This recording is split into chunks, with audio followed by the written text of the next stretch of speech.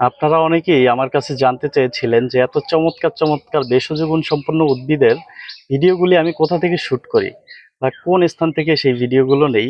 এই যে দেখেন, এই সেই জায়গা যেখানে একটা বাড়ি আছে পেছনে। পুরো বাড়ির দেয়ালটা হচ্ছে আপনার লতা পাতায় ঘিরে আছে, এটা কিন্তু একটা জঙ্গলের মধ্যে।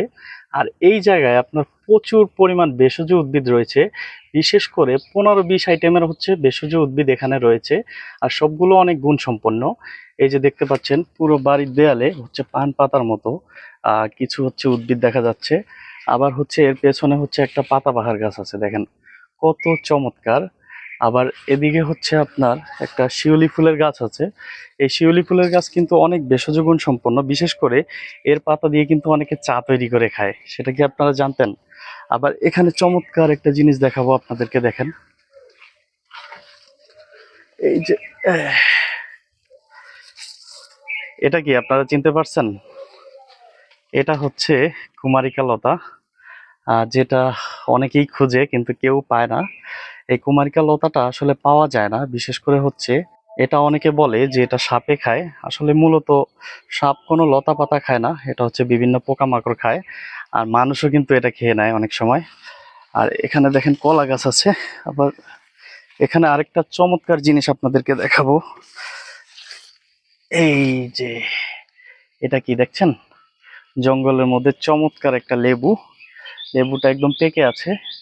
আর এই জায়গায় আপনার হচ্ছে তেমন মানুষ আসে না, কিন্তু এই পরিত্যক্ত বাড়িটার মধ্যে হচ্ছে একজন লোক বসবাস করে, কিন্তু সে এখানে আসে না। তাই লেবুটা আমি এখন ছিঁড়ে নিব।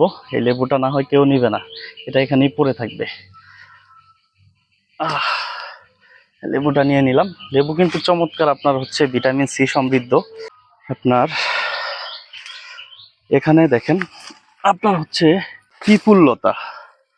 পিপুল পিপুল কিন্তু আপনার ইন্ডিয়াতে চমৎকার জনপ্রিয় একটা মশলা। বিশেষ করে ইন্ডিয়া বলতে উপমহাদেশীয় বিভিন্ন অঞ্চলেই হচ্ছে এটি হচ্ছে মশলা হিসেবে খায়। এছাড়াও এর নানাবিধ আপনার ভেষজ গুণাগুণ রয়েছে। আবার এখানে এটা, এই যে এই লতাটা দেখতে পাচ্ছেন না, এখানে হচ্ছে আপনার জার্মানি লতা আছে, কিন্তু সাথে এই যে টারজান লতা, এটা কিন্তু টারজান লতা, এটা হচ্ছে আপনার গাছ থেকে নেমে আসছে। উপরে হচ্ছে টারজান লতা রয়েছে অনেক। জায়গাটা কিন্তু চমৎকার, মানে এই জায়গা আমার খুব পছন্দের একটা জায়গা। এখানে অনেক অনেক উদ্ভিদ রয়েছে। এই যে দেখেন, এটাকে আমরা বুনো ডুমুর গাছ বলি। এর পাতাগুলো কিন্তু আপনার খুব একদম শীষ কাগজের মতো খসখস খসখস করে।